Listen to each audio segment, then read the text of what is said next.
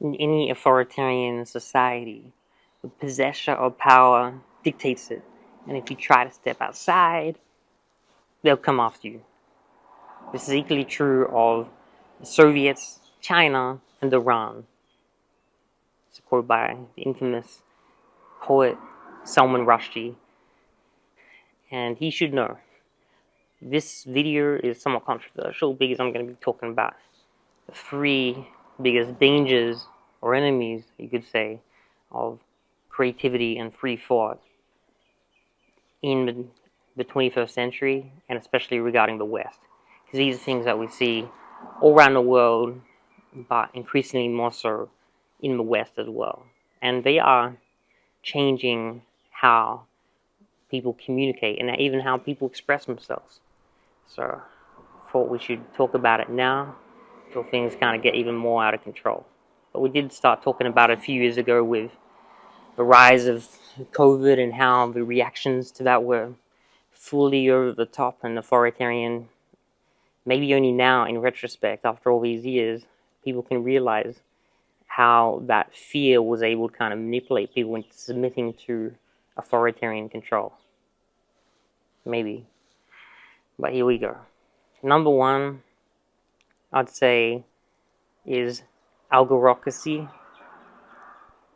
It's this concept, kind of like the futurism of technocracy, where technology is controlling us. And this is something that a lot of science fiction kind of dictates, the kind of Minority Reports, a kind of Brave New World, a kind of THX 1138, but it's becoming more and more true. We already, as Western humans, spend considerably more time engaged in technology directly than directly, at least socially, with any other human beings. So we are already part android, cybernetic organisms. It is taking over our control. It's also controlling the stock markets. It's controlling the banks. It's controlling the politics, the voting systems. And if you look at the policing systems, such as in the United Kingdom, over 10,000 people arrested every year due to the wrong online content, the wrong social media posts, saying something that's considered to be objectionable, such as even a microaggression that's not acceptable by the state. So the police will come knocking on your door. If you look online, you'll see dozens, if not hundreds, of famous examples of this popping up more and more common all the time. So over 10,000 a year, that means that's over one person every hour as the police arrest them in the United Kingdom. If it keeps on going like this, then someone's going to be arrested every minute just for saying the wrong thing online. And what's the right thing? What's the wrong thing? Well, only the thought police know. And that's dictated by whoever's in charge, whoever takes the keys to the government's office. Right? It's as we've seen in human history, power is a very turbulent thing, very disputable. Revolutions happen many times. They've happened a million times over, more. So this algorocracy of machines and artificial intelligence controlling things, it's going to be programmed by humans who are at fault. If you believe in a greater power, a God, then you believe there is something beyond mere humans that are able to judge you, or even the machines that are programmed by humans. As Tupac said, only God can judge me. But then again, in the West, we live in a highly secular society, so these people are turning away from the notion of higher forms of judgment and relying on a kind of almost quasi-lynch mob mentality that whatever the masses think, well, yeah, that should be true, you know. If the masses want to lock you up inside for months or years for half-presumed guilt, well, according to kind of COVID reactions, that's all right. if you're saying the wrong thing online, well, it's becoming increasingly acceptable for you to be arrested. And this is, quite frankly, quite crazy. But our next, number 2 danger that we'll talk about is a religious one. It's Islamism, or jihadism, or radical Islam, because as we know, it has not been favorable towards creative expression. That's definitely not to say that Islam doesn't have great art. There's incredible architecture and textiles and ceramics made by Muslim artists.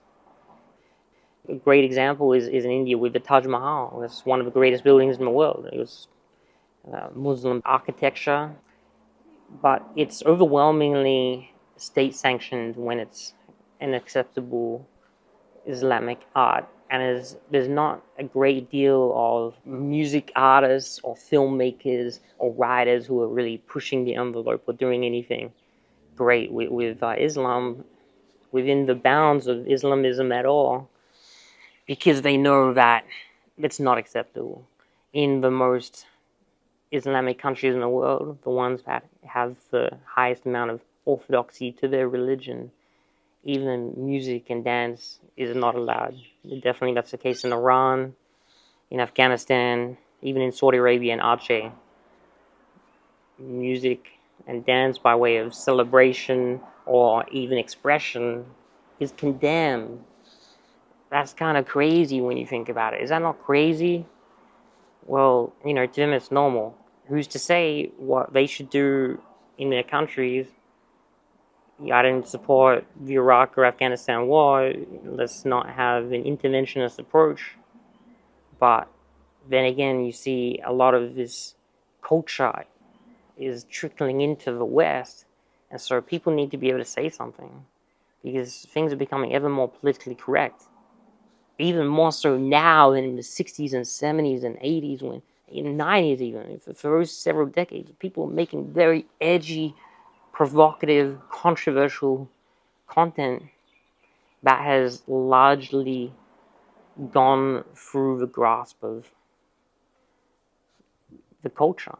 And now people's mainstream culture is highly conformist and sanitized and not very controversial. If anything, it's more controversial in the way of arguably exploitative of women in terms of wet ass pussy songs. It's their rights and their expression, and this is something obviously that in the Muslim world they deeply, heavily frown against. In fact, women are not really allowed to express themselves. Radical Muslim countries, they're not allowed to be without the headscarf. So they're not even allowed to show their hair, which is, you'd think, a God-given element of their human body.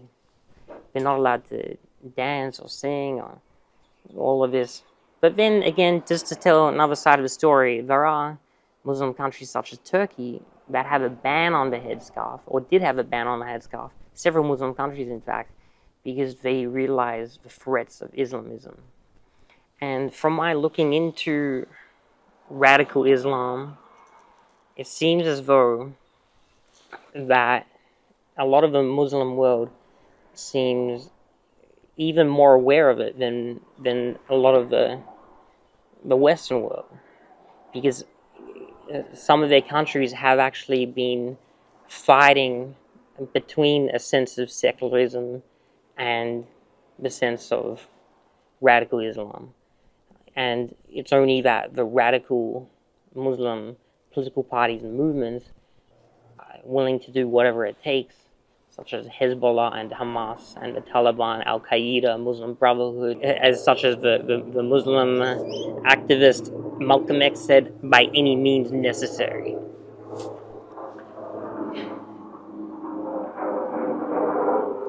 Leave that up for a sec.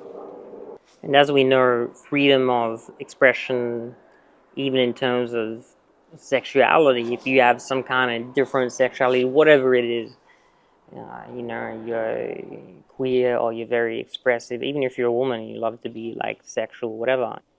All this, haram. No. Throw you off the edge of a building. This is the truth, right? Many homosexuals are put to death in Iran, which is funny because one of the greatest rock music artists of all time, Freddie Mercury of the band Queen, he was Zoroastrian, a religion that started in Iran. If he was performing in Iran, he would be hanged. If he, you see the insane kind of irony of this. Many people not realizing. Then we also have the whole realm of writers, poets, filmmakers who are completely condemned even to death for doing their writing and poetry in the Islamic world. Obviously, famous example who I've admired my whole life, Ayan Hirsi Ali. Her filmmaking partner, Theo van Gogh, was actually stabbed to death in the Netherlands. And she has an eternal fatwa on her, so that's why she has bodyguards for her whole life. And then there's also Mohab Hassan Youssef. He's the son of Hamas. He's written books and he has fatwas placed on him. There was Taslima Nasran Nagwa Mahfouz, a Nobel laureate author who is attacked, and Farag Foda, an academic writer, was assassinated. And of course, Salman Rushdie, who was placed over him over decades, and he was stabbed and blinded over this for writing a book.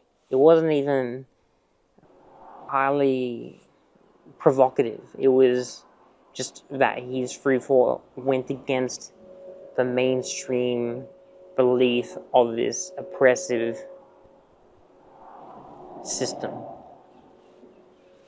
It's crazy. This happened 400, 500, 600 years ago in the Christian world when Christianity was a lot more radical and had very extreme fundamentalist approach, such as witch burnings and the Spanish Inquisition. Even during the times of the Spanish Inquisition, you'd be surprised a lot less people were killed than you might imagine. It was a number of thousands over dozens or hundreds of years. When we compare today, tens of thousands of people in the last century have been killed by their expression in Islam. A minority of these by state execution or fatwas, but nevertheless, this is crazy. Giordano Bruno, killed by the church in 1600 for his free thinking. When has the Pope or any other major Christian or Jewish or Buddhist or Hindu leader put out a major execution warrant for someone else's expression? Okay, so again, it's not the fault. Every person who is a Muslim is the fault. Radical Islam, Islamism, jihadism.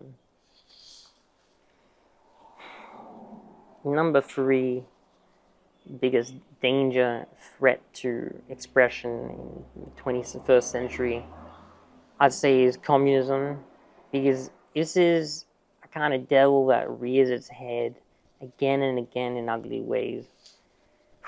Of course, we've had dozens of communist countries over the last century, and they all pretty much, let's be honest, they turned to shit. The Soviet Union, compare that to the United States. By many historians' accounts, the Soviet Union could have well been as successful economically and culturally as the United States. They have greater land. They have an abundance of history, an abundance of historical culture, an abundance of internal multi-ethnic societies. But what do? They turn communist, and it fucks up their entire economy and their political system, and now they're fighting a petty war against Ukraine that nobody really thinks should be going on. Now just compare Eastern and Western Europe, their economic development in the last century. Compare East and West Germany. Compare East and West Berlin. Compare North and South Korea. That's just the economic side of things. But artists need some kind of stable economy to be an artist. Otherwise, you have to be working in the factory all day long, if not working in the gulag. And besides the economic side, communism is extremely oppressive. As Salman Rushdie says, you step outside the bounds of their political compass of power and you will be hunted down. You cannot have freedom of speech in a country like North Korea, Russia, even China, even Cuba. I spent some time in Cuba. Beautiful country. It does actually have incredible music and art. I must say that. However, it is not socio-politically challenging. It's very, just say, it's a lullaby of the greatest merit. So Cuba might be in its own world, actually. But in terms of thought-provoking and very spiritually and emotionally challenging kind of art, this is not something you find in communist societies. Communism is overall soul-destroying, and I believe a lot of people don't understand how destructive that is. And so that's part of the reason why I'm making this discussion right now. Because I've spent dozens of hours looking into this and reading dozens of books about it to bring this. I also spent a year in Germany and about 6 months in Vietnam, so countries that have had communist elements, and seen how that kind of has played out.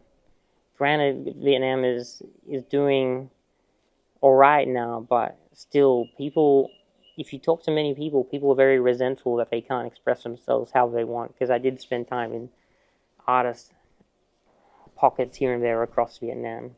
And that's part of the reason I didn't even make my second feature film in Vietnam. I shot parts of it in Vietnam, all the kind of establishment, opening, closing, intermediate, interlude elements, but I shot it mostly in Thailand, because Thai means land of the free, so Thailand's a free country. Vietnam being communist, it is not fully free. You cannot express yourself however you want. Granted, freer than most communist countries, but not. So, communism is a danger, not only economically, not only politically, but expressively, for people to be able to express themselves however they want. These systems are oppressive. It is impossible to have a communist society without it being an oppressive dictatorship, because power corrupts. So in order to seize the means of production from everybody, who's going to seize it? And for what benefit? It is a system built on envy and built on destruction of an existing system. So we're in 2025 right now, and we have this insane candidate in New York City that's potentially going to change the world, at least the Western world and America. Because we have Zohran Mamdani, a self-proclaimed socialist who's arguably a communist, talking about seizing the means of production and getting rid of the ultra-wealthy. He's an Islamist who talks about globalizing intifada, and he is using the technology of the world's biggest city to further his goals. New York City is the capital of global capitalism. It's also the biggest Jewish city in the world, interestingly enough. So it's interesting that people would elect this kind of guy who, by all measures, is doing things that would lead to the destruction of arguably the greatest city in the world. He's pushing for a $30 American minimum wage. That's $50 Australian. That's twice the minimum wage here. That's crazy. Because even if you just don't look at that in isolation, he's declared New York city as a sanctuary city. So this means illegal immigrants come in and they get paid twice the minimum wage, hypothetically, than other people all around the Western world who have spent their lifetimes working in the system. What's more, he's going to put rent controls on maybe 1 million housing units that house 2 million people. By all economic theories and suggestions, this destroys the free market and it turns these places to rat-infested, cockroach-infested places as their owners no longer want to do any maintenance, having not receiving any kind of profit and sometimes losing money from this. And sometimes it even leads to arson or other kind of forms of destruction to kind of claim the insurance when property owners are losing money. Because a lot of property owners, they're not necessarily billionaires or even millionaires. They might even just spend, a single mother or a sole man who spent, 1, 2, 3 decades working his life and he's afforded to buy a building and he's using that building as a landlord. They are kind of regular people, more or less, landlords. I know from having multiple in my life. They're nothing special, but they are human, right? There's many crazy policies of this Mamdani, and they don't seem to work at all. Giving the entire transit system for free. I mean, great in theory. I love the theory of it, theoretically, I wish everything was free. You think that kind of phrase, there's no such thing as a free lunch. Someone's always paying for it. Already, supposedly, 40% of the New York public transit system is not paid for. People just jumping in and out. So who's just going to benefit? It's going to benefit the people who are already paying. So arguably, it's going to make the middle class and wealthy even wealthier. And all these policies that are giving things for free, who's going to pay for that? From his position, the wealthy are going to pay for that. But the wealthy are mobile. They're able to travel. So the wealthy are going to move out of New York and move to red states. I love New York City. I love Los Angeles. But you could see that it's going to be dangerous with someone like Zohran Mamdani coming in. He's arguably much more of an idealist than a realist, but even his idealism is dangerous. I'll put it to you like this. He is a man that in public was sitting on a bench press, just like I am now, with the same weight of about 60 kilograms. He didn't do one bench press of himself. He couldn't even do one himself. Let me just show you how that turns out.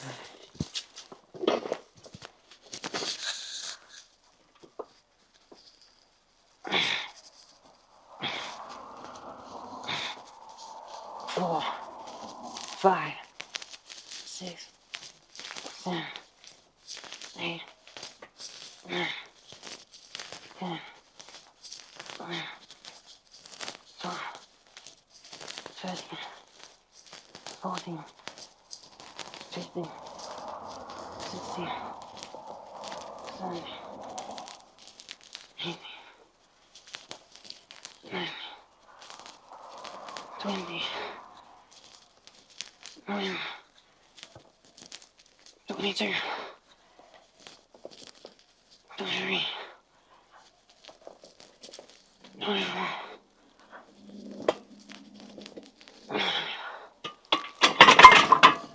Whew. I did 25 myself. He couldn't do 3, and he couldn't do 1 unassisted bench press of the same weight.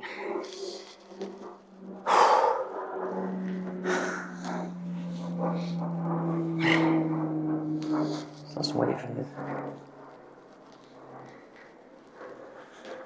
So, I love New York. I've been there before. Love it. Can't wait to go back. But New York, would you really trust a guy that doesn't really even know how much he can lift. If he doesn't know how much he can lift, how's he even going to know what he can do politically? He's throwing shit to the wall and hoping it sticks. But it could be the best thing to happen to democracy, capitalism, the United States and the West, because people will see just how much of a failure these kind of policies are. They can destroy a society, and we don't want that. We want the world to stay as free as possible, definitely at least the Western world, so we can keep on making art, keep on expressing ourselves, and enjoying life to our fullest without hurting anybody else. So I'll put it as this.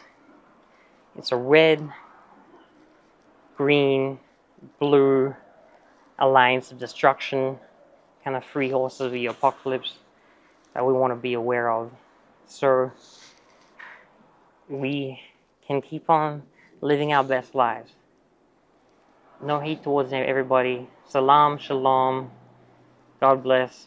Live your best life. And see you more soon.